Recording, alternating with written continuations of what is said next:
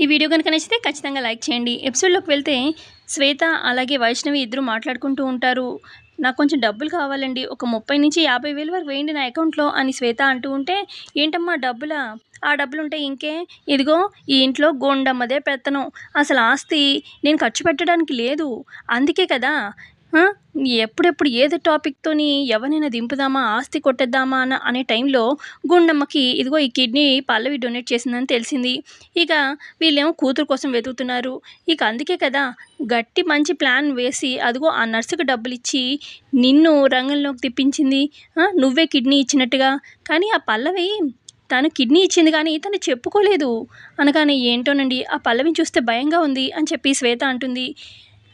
దాని మొహంలే, అది అలాగే భయపడుతుంది కానీ దాని నుంచి మనం ఏం భయపడక్కర్లేదు. ఏమన్నా ఉంటే నేను చూసుకుంటాను కదా!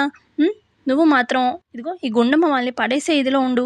ఇంకేముందిలే, కొన్ని రోజుల్లో ముహూర్తం వచ్చేస్తుంది. ఇంకేముంది, దత్తత అయిపోయిన తర్వాత ఈ ఆస్తి మొత్తం మనదే. ఇదిగో ఇప్పటిదాకైతే నేనే ఏమి ఇచ్చుకోలేనమ్మా, ఓకేనా? నీ దగ్గరికి ఎవరైనా వస్తే డోంట్ కేర్, ఓకేనా అని చెప్పి అలా చెప్తూ ఉంటే అప్పుడే గుండమ్మ, శ్రీనివాసరావు, ఆదిత్య వస్తారనమాట. ఏంటి అన్నట్టుగా కోపంగా చూసుకుంటూ ఇక వస్తారనమాట వైష్ణవి వాళ్ళ దగ్గరికి.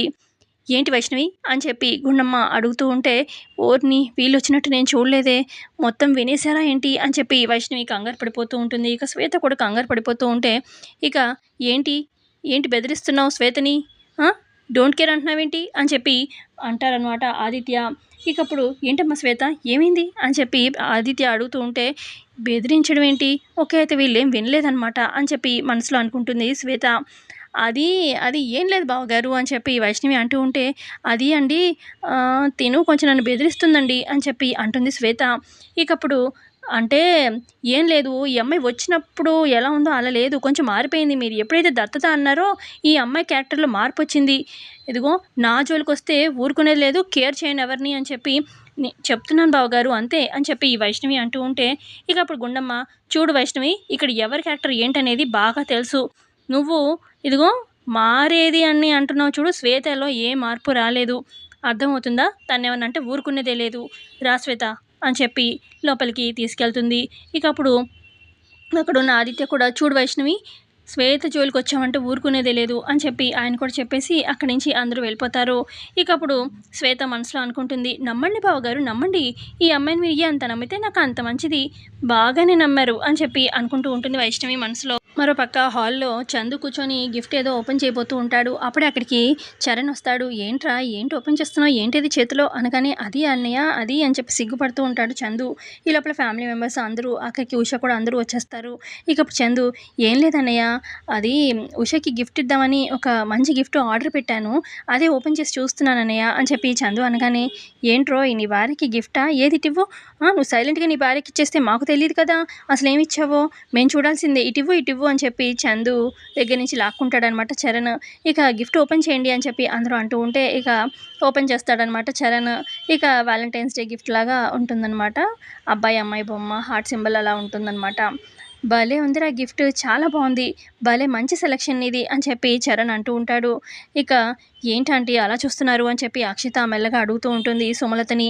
వీళ్ళ ఇది చూడలేకపోతున్నాను, తల దేనికి బాదుకోవాలో అర్థం కావట్లేదు, కానీ తప్పడం లేదు భరించక అని చెప్పి సుమలత అంటూ ఉంటుంది.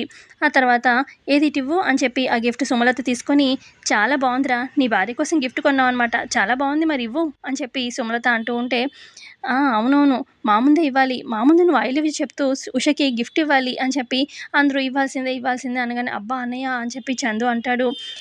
లేదు లేదు ఇవ్వాల్సిందే అని చెప్పి అందరూ అంటూ ఉంటే ఇక ఇటు పల్లవి ఏమో ఊహించుకుంటూ ఉంటుంది ఆ గిఫ్ట్ చరణ్ తనకిస్తున్నట్టు. పల్లవి నీకోసం సర్ప్రైజ్ తెచ్చాను అని చెప్పి చరణ్ అంటూ ఉంటే, సర్ప్రైజా ఎవరి కోసం అండి అని చెప్పి పల్లవి అడుగుతుంది.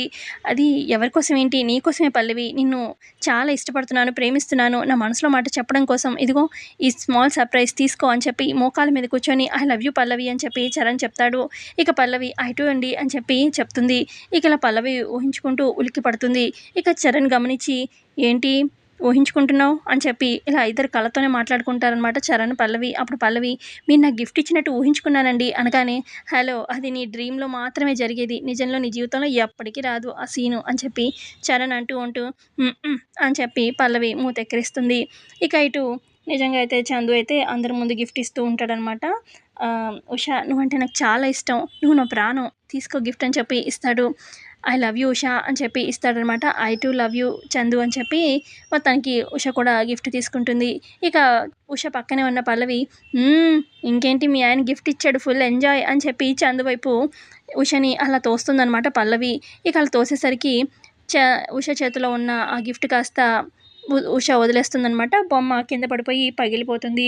ఇక గబగబా చందు ఆ గిఫ్ట్‌ని తీసి ముక్కలైపోయిన గిఫ్ట్‌ని చూసి బాధపడుతూ ఉంటాడు. "ఏంటిది? అసలు ఏంటి ఇలా చేశావు?" అని చెప్పి చరణ్ అంటాడు. ఇక చరణ్ అసల ఇటు ఉష ఏమో కన్నీళ్లు పెట్టుకుంటుందనమాట. ఫస్ట్ టైమ్ చందు గిఫ్ట్ ఇచ్చాడు మ్యారేజ్ అయ్యాక పగిలిపోయింది అన్నట్టుగా. ఇక ఇటు చరణ్ అంటాడు, "అసలు బుద్ధుందా లేదా? ఎక్కడ నీ మైండ్ ఉంది? ఆ? అసల ఎందుకలా పగలగొట్టేసావు గిఫ్ట్‌ని" అనగానే, "అయ్యో! కావాలని కాదండి. అనుకోకుండా ఇలా జరిగింది" అని పల్లవి అంటూ ఉంటే, "ఏంటి అనుకోకుండా జరిగింది? ఇక్కడ అందరూ చూసారు నువ్వు తొయ్యడం.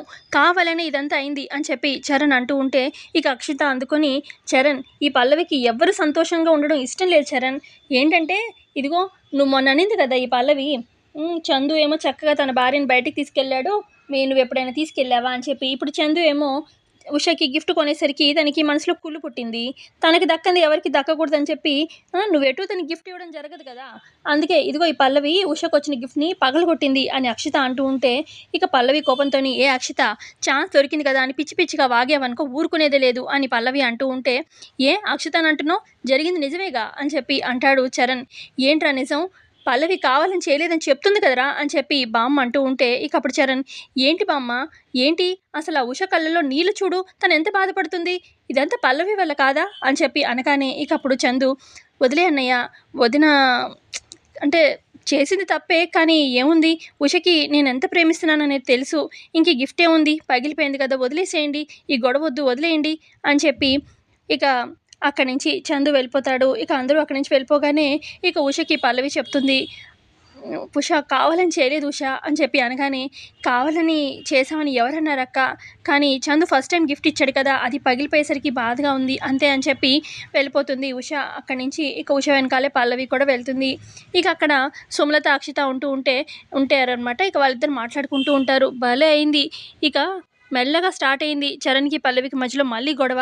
ఈ గొడవని ఇంకా పెద్దది చేద్దాము అని చెప్పి అంటూ ఉంటుంది సుమలత అక్షితతోని. ఇక తర్వాత పల్లవి ఏమో కిచెన్‌లో ప్లేట్స్ అవి తుడుస్తూ ఆలోచిస్తూ ఉంటే బామ్మొచ్చి, "ఏమైంది పల్లవి అలా ఉన్నావు?" అనగానే, "ఏం లేదు బామ్మగారు, చందు, ఉష ఇద్దరు కలవాలని ఎంత తాపత్రయపడ్డానో, ఇప్పుడు నా వల్ల వాళ్ళిద్దరి మధ్యలో డిస్టర్బెన్స్ వచ్చింది కదా, అదే బాధగా ఉంది" అని పల్లవి అంటూ ఉంటే, "నువ్వంతా ఏం పట్టించుకోకులే, కావాలని ఏం చేయలేదు కదా, ఇలాంటి గొడవలు వస్తూ ఉంటాయి, పోతూ ఉంటాయి, అదే సర్దుకుంటుందిలే" అని బామ్మ అంటూ ఉంటే, ఈ లోపల పల్లవి ఫోన్ రింగ్ అవుతుంది. హలో అని చెప్పి పల్లవి మాట్లాడగానే ఇక స్టూడియో నుంచి మేడం కాల్ చేస్తారు. "ఏంటి పల్లవి, 2 డేస్ నుంచి రాలేదు, ఇవాళ వస్తున్నావా" అని చెప్పి అనగానే, వస్తున్నాను మేడం, బయలుదేరుతున్నాను" అని చెప్పి పల్లవి ఫోన్ పెట్టేస్తుంది. బామ్మ, "నేను స్టూడియోకి బయలుదేరుతాను" అనగానే, "ఆ జాబు అది వద్దమ్మా, మొన్ననే చూసాం కదా ఎంత ప్రాబ్లమ్ అయిందో, నేను కవర్ చేశాను కాబట్టి సరిపోయింది. ఎందుకు నీ జీవితం రిస్క్‌లో పెట్టుకోవడం చెప్పు. దొరికితే ఇంకేమైనా ఉందా? ఇంట్లో నుంచి గెంటేస్తారమ్మా" అని బామ్మ అంటూ ఉంటే, అప్పుడు పల్లవి, "లేదు బామ్మగారు, నేను వెళ్ళాలి. అసలు అక్కడ అగ్రీమెంట్ కూడా ఉంది. అగ్రీమెంట్ కంప్లీట్ అవ్వకుండా అలా మానేయలేను. అయినా ఏదైనా ఇబ్బందొస్తే నన్ను కాపాడడానికి దేవతలా మీరున్నారు కదా! సరే మరి బాయ్" అని చెప్పేసి పల్లవి బయలుదేరుతుందనమాట స్టూడియోకి. మరోపక్క చరణ్ ఏమో తన రూమ్‌లో మొబైల్ ఆన్ చేసుకుంటాడు. ఎఫ్ఎం విందామని చెప్పి, 2 డేస్ నుంచి కోకిల రావడం లేదు. ఇవాళైనా వస్తుందో లేదో అని చెప్పి ఆన్ చేయగానే, హలో హైదరాబాద్ అనుకుంటూ కోకిల ప్రోగ్రామ్ స్టార్ట్ అవుతుంది. పల్లవి స్టార్ట్ చేస్తుందనమాట. ఇక ఒక అమ్మాయి ఫోన్ చేస్తుంది. ఫస్ట్ కాలర్ ఎవరు అని చెప్పి పల్లవి లిఫ్ట్ చేయగానే ఒక అమ్మాయి మాట్లాడుతుంది. "నాకు రీసెంట్‌గా మ్యారేజ్ అయింది. ఆ విషయం ఇక్కడ ఉన్న ఆడియన్స్ అందరికీ షేర్ చేసుకోవాలని ఫోన్ చేశాను. నేను చాలా హ్యాపీగా ఉన్నాను" అని చెప్పి ఆ అమ్మాయి చెప్తూ ఉంటే, "all the best for your life" అని చెప్పి పల్లవి కూడా మాట్లాడుతుంది. ఇటుపక్క చరణ్ ఏమో, "ఈ కోకిలని ఎలాగైనా కలవాలి. ఇప్పుడు ప్రోగ్రామ్ జరుగుతుంది. ఎళ్ళేసరికి అంత దూరం ప్రోగ్రామ్ అయిపోవచ్చు. ఫోన్‌లోనే కనెక్ట్ అవుతాను" అని చెప్పి ఫోన్ చేస్తాడనమాట. కోకిల ప్రోగ్రామ్‌కి కనెక్ట్ అవుతుంది.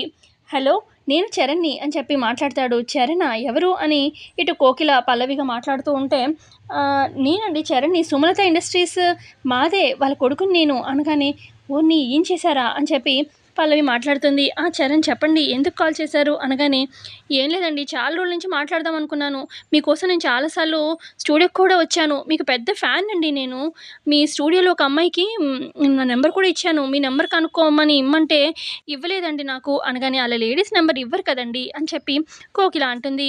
ఇక ఇటు బామ్మేమో కంగారు పడుతూ అటు ఇటు తిరుగుతూ ఉంటే చరణ్ గమనించి, "ఒక్క నిమిషం లైన్‌లో ఉండండి" అని చెప్పి, "ఏంటి బామ్మ ఇంకా నిద్రపోలేదు?" అని చెప్పి అడుగుతూ ఉంటాడు చరణ్. అప్పుడు బామ్మ, "ఏం లేదు లేరా, ఇప్పుడు ఇంతకీ ఎవరితో ఫోన్ మాట్లాడుతున్నావు?" అనగానే, "ఏం లేదు, నీకు చెప్పాను కదా ఎప్పటినుంచో ఒక ఎఫ్ఎం స్టూడియోలో ఒక అమ్మాయిని కలవాలని, ఆ అమ్మాయితో ఫోన్‌లో మాట్లాడుతున్నాను" అని చెప్పి అనగానే, ఇక ఇటు ఎఫ్ఎం నుంచి అటు పల్లవి కూడా ఫోన్‌లో చెప్తుంది కోకిలగా, "బామ్మగారిని నిద్రపోమనండి, ఏమీ కంగారు పడకమని చెప్పండి" అని చెప్పి అనగానే, "ఇదిగో కోకిల గారు కూడా నిన్ను కంగారు పడకుండా పడుకోమన్నారు" అనగానే, "ఓరి ఎదవా, నువ్వు మాట్లాడేది నీ భార్యతోనేనా?